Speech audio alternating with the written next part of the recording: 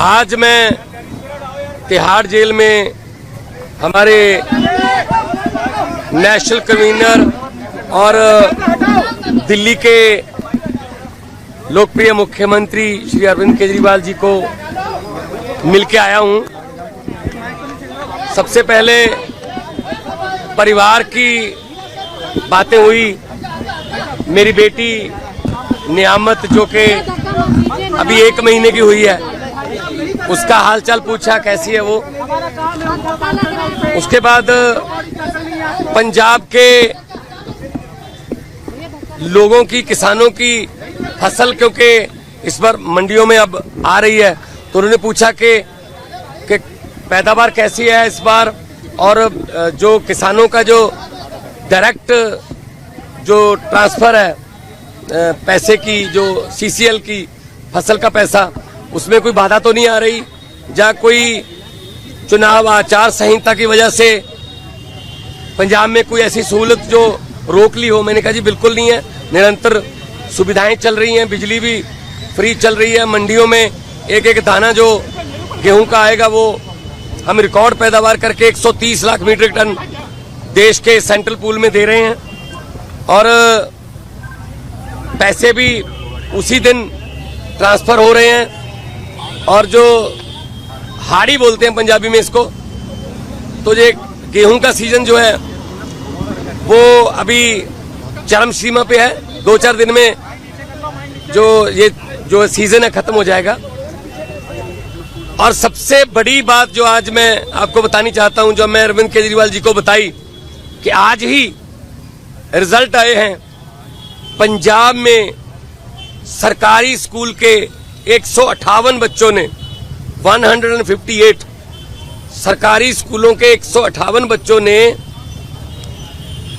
JEE का परिणाम जो मेन होता है वो पास कर लिया। ये पहली बार हुआ है।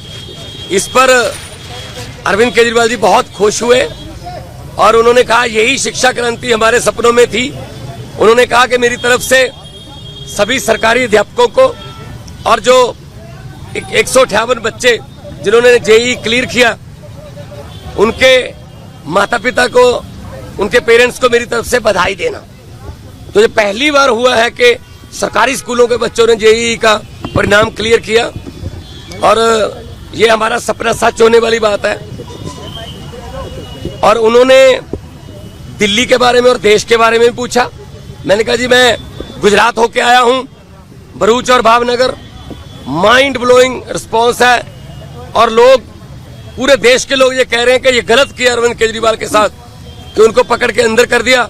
शायद ये सोचते होंगे एक बंदे को अंदर करके हम पार्टी की आवाज बंद कर देंगे, लेकिन आपकी आवाज सर, वो व्यक्तिगत तौर पे तो आपको अंदर कर सकते हैं, लेकिन आपकी सोच को अंदर नहीं कर सकते।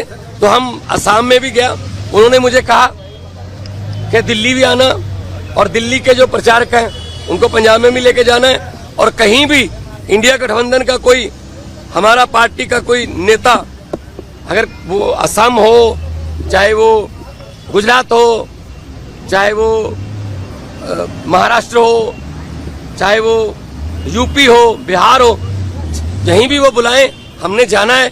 ये चुनाव जो है ये जीतने हारने वाला चुनाव नहीं है, ये संविधान को बचाने वाला और लोकतंत्र को बचाने वाला चुनाव है। सेहत ठीक है, सेहत उनकी ठीक है। वो कह रहे हैं कि मुझे इंसुलिन मिल रही है, और अब मेरा रूटीन में चेकअप भी हो रहा है, तो सेहत उनकी बिल्कुल ठीक है। एक इम्पोर्टेंट सवाल यह है, गृहमंत्री अमित शाह ने ये कहा है कि अगर उनकी जान को खतरा है, जेल तो आप ही के अधीन आती है, लेकिन फिर भी अगर मुझ पर शिकायत आएगी तो हम देखेंगे, क्योंकि पिछली बार आपने कहा था कि आतंकवादियों से भी बुरा सलूक अरविंद केजरीवाल के साथ किया जा रहा है। नहीं, मीटिंग तो आज भी मेरी उसी तरीके से हुई है। शीशा, दोनों तरफ जालियां और इंटरकॉम फोन, मीटिंग तो उसी तरीके से हुई है। ये इन्होंने शायद ये मन में धार रखा है कि हम सीधा नहीं मिलने देंगे।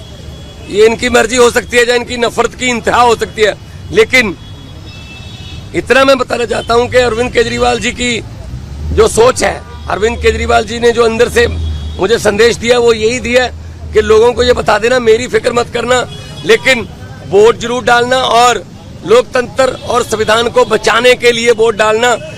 तानाशाही जो आ चुकी है देश में, उसको खत्म करने के लिए वोट डाल। सर जल्दी राघव चड्ढा भी कैंपेन करते नजर आएंगे? बिल्कुल आएंगे। हमारे सारे नेता जो हैं वो हमारे सभी नेता अपनी अपनी जिम्मेदारी लगे हुए हैं। 11 खेलते हैं, बाकी कोचिंग स्टाफ में होते हैं, कुछ नेट में बॉलिंग करते हैं, कुछ नेट में बैटिंग करते हैं, 4 एक्स्ट्रा प्लेयर होते हैं। तो हमारा एक संगठन है, तो जिसकी ड्यूटी जहां भी लगेगी हम वहां जाएंगे।